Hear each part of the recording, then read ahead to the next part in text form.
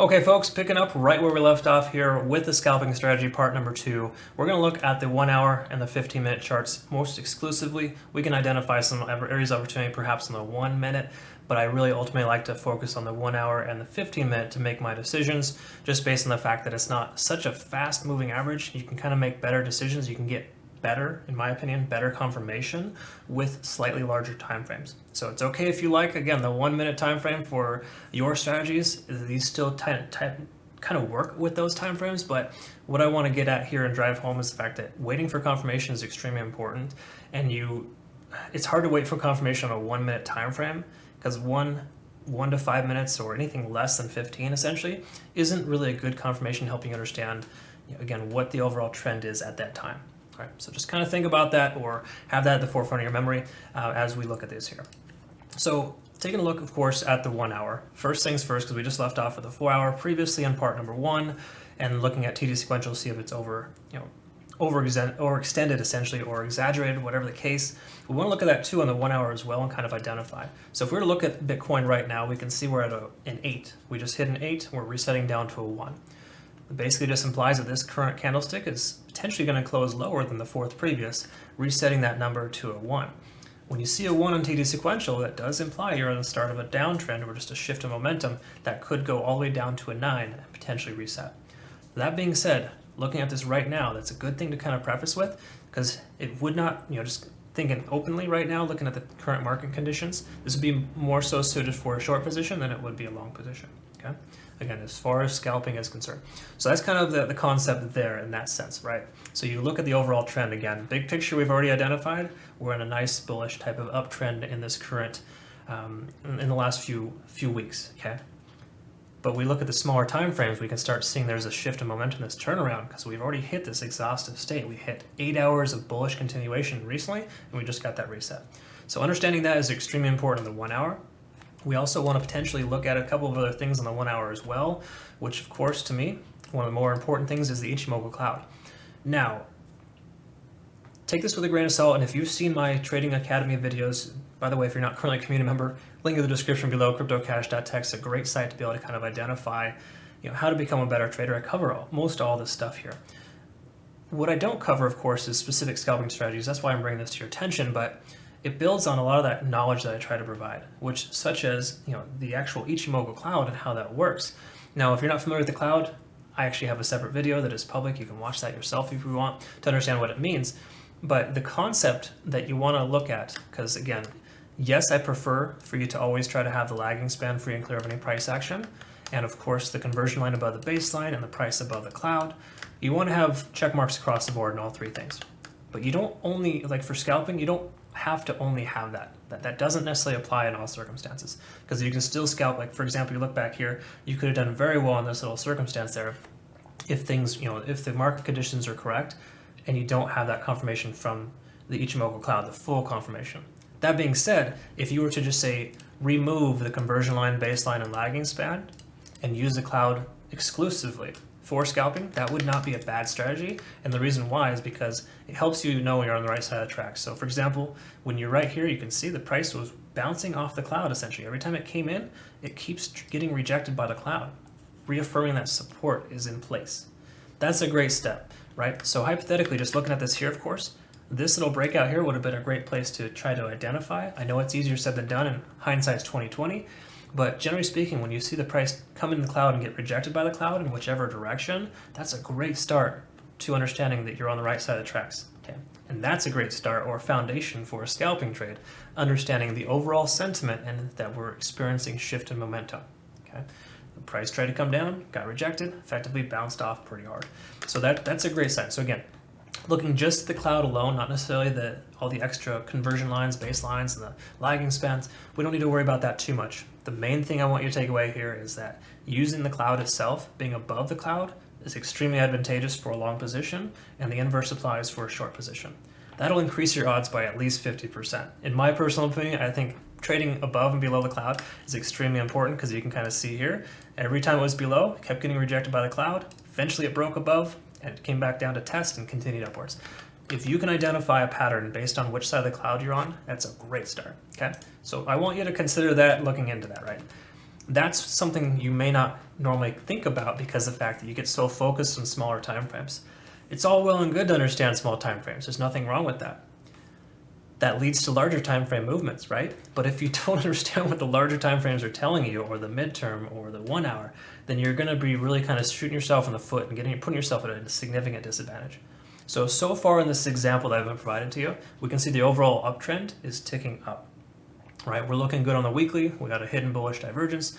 We've got a conversion line above the baseline with the HMO cloud. We've got a lot of positive factors, right? I don't need to list them all out, but we're looking very good here in that sense. The one thing we got to identify, though, which you just looked at, of course, in the 1 hour, we've got this potential pullback.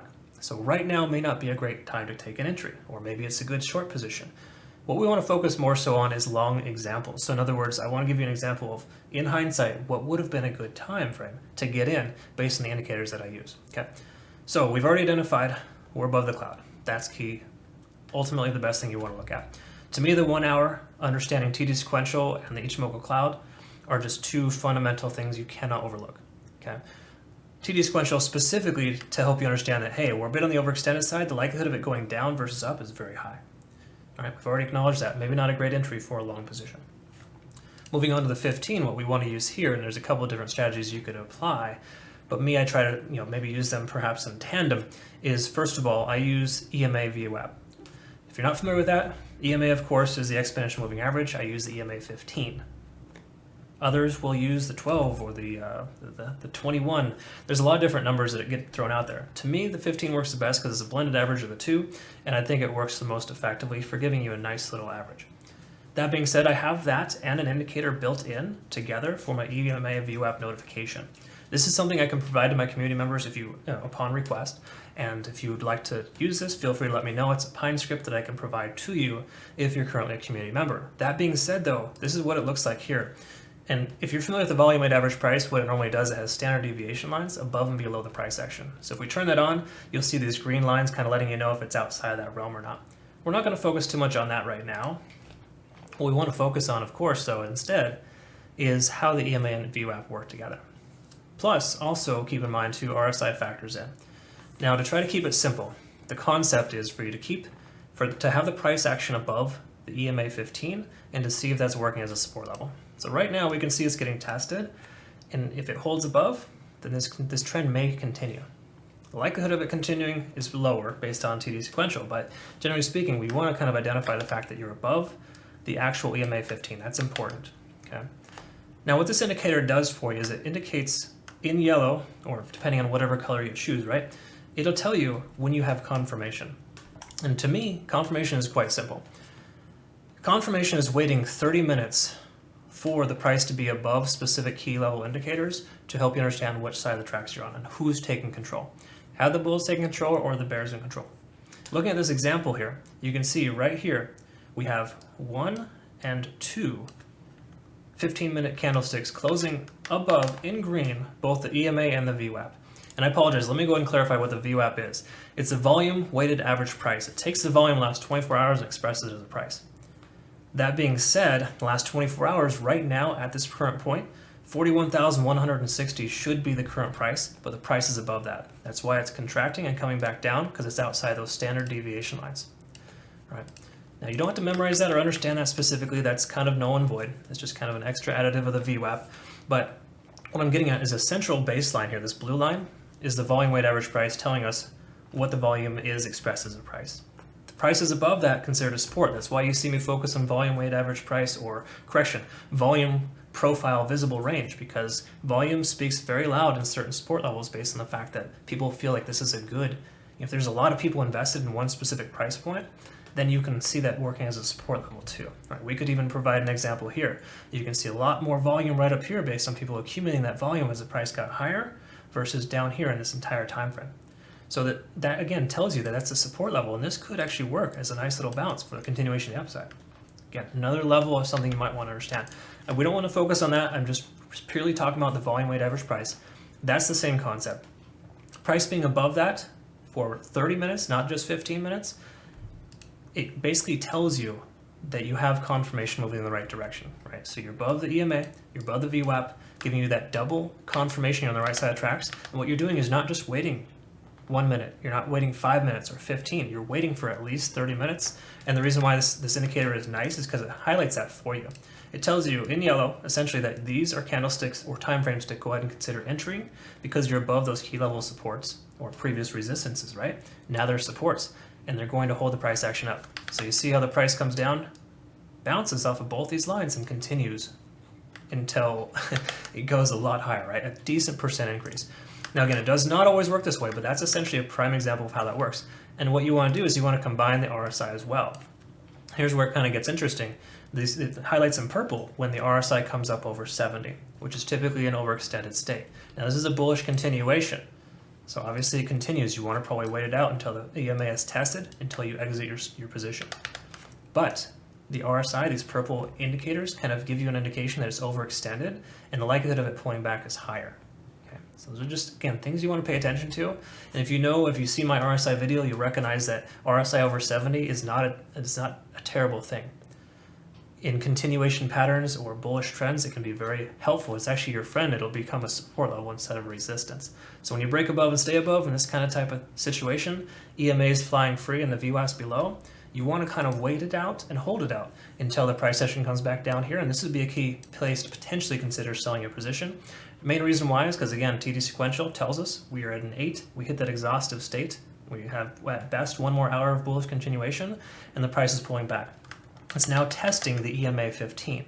It's not a bad thing to test the EMA 15, but it is, of course, something to concern yourself with in the fact that if you lose EMA, the next available support is the VWAP.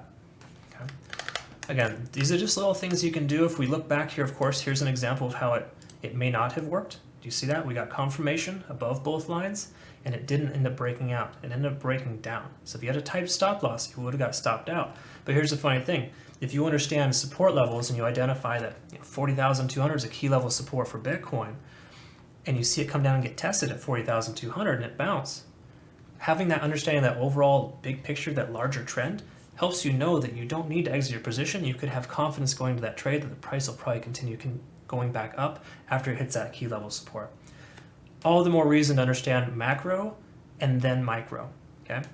Just driving that home so you understand the fact that these two things work in tandem and you can't have one without the other, which is exactly the reason why you see all of my videos the same structure. I start with my 1 day, 4 hour, 1 hour, potentially 15 depending on the type of trade I'm taking, okay? It's the same every single time. And you got to just develop your own strategy, and that's how it's going to work for you. But the key here is to be patient, wait for the price to be on the right side of the tracks, obviously identify market exhaustion, and when you're scalping, make sure you wait for confirmation. And to me, 30 minutes is a good time frame to be able to identify confirmation. Yes, you'll have that fear of missing out, start hitting you. Sometimes you're going to miss some opportunities, right? But heaven forbid, just say you got this breakout and you're like, okay, here's my confirmation. I got in right here. You still have a pretty decent increase if you were to get right out here as soon as the RSI starts hitting at about 2%. You know, 2% day is fantastic depending on what you're trading with, right? Again, a lot of different scenarios, a lot of different situations, but for the most part, this strategy has worked very, very well for me. I can add another thing here as well. In fact, why don't I go ahead and make a third video for you so you understand what that strategy would look like too. It does include EMA, lines, and confirmation as well. So we'll go ahead and take a look at that next.